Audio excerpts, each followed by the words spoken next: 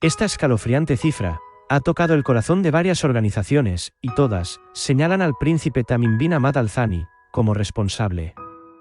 La Bundesliga también rechazó este certamen con pancartas en sus estadios.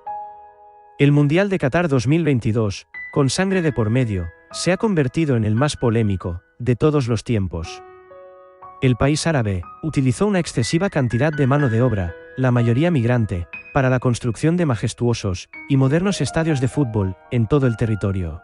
Un informe del portal mexicano AM de Querétaro revela que al menos 6.500 trabajadores, involucrados en la cimentación de los recintos, murieron desde 2010, año en el que Qatar fue designada como sede del Mundial.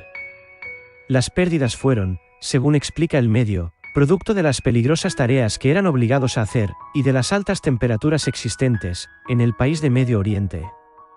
Luego de revelarse esta escalofriante y aterradora cifra, tanto el gobierno catarí como el comité encargado de organizar el Mundial buscaron desmentirla.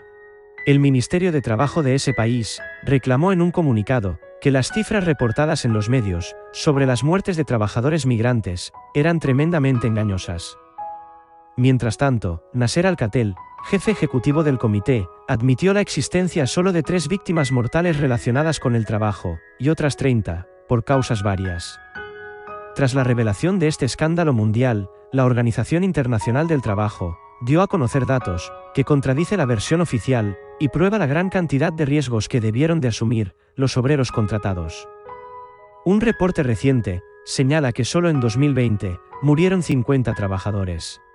En base a informes médicos, más de 37.000 operarios tuvieron uno o más accidentes. La Organización Internacional del Trabajo también se manifestó y acusa directamente al emir Tamim bin Hamad Al Thani de contabilizar fallecimientos e incidentes de manera inadecuada y no tener intención de tomar acciones para prevenirlos.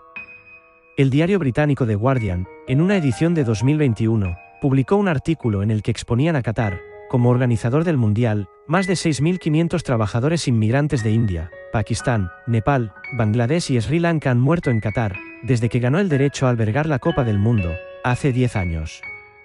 Según el reporte del portal que citamos, las caídas de altura y los accidentes de tráfico son las principales causas de lesiones o muertes, seguidas de la caída de objetos. No se trata del único miedo que padecen los trabajadores migrantes, que componen el 95% de la mano de obra catarí. Amnistía Internacional denunció también abusos. Entre ellos, jornadas laborales interminables, poca paga, obtienen un salario mínimo de $257 por mes, y maltratos de todo tipo.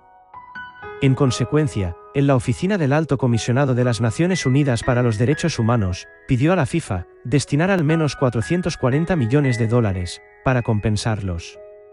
El presidente de la FIFA, Gianni Infantino, procedió a dar curso a la solicitud. Sin embargo, a día de hoy, la iniciativa permanece en etapa de evaluación, según CNN. En el informe, hay una amplia gama de infraestructuras públicas no específicas del Mundial, que también debemos investigar, señaló la FIFA. El mismo Joseph Blatter, expresidente de la FIFA, y quien estaba a cargo en el 2010 cuando se designó la sede, sorprendió con una insólita confesión, que ya está dando que hablar. En una nota que realizó con el grupo de comunicación Tamedia, el suizo reconoció que la elección de Qatar como sede fue un error. Un acto de repudio a este certamen se ha podido ver este último sábado en Alemania.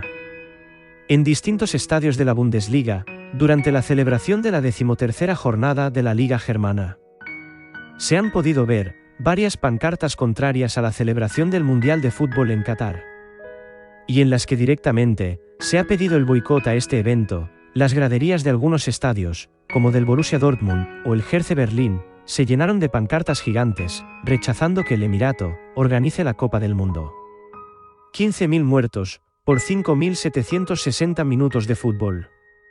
Vergüenza, rezaba una de las lonas del Olympiastadion de la capital bávara, donde el Hertha recibió al todopoderoso Bayern Múnich.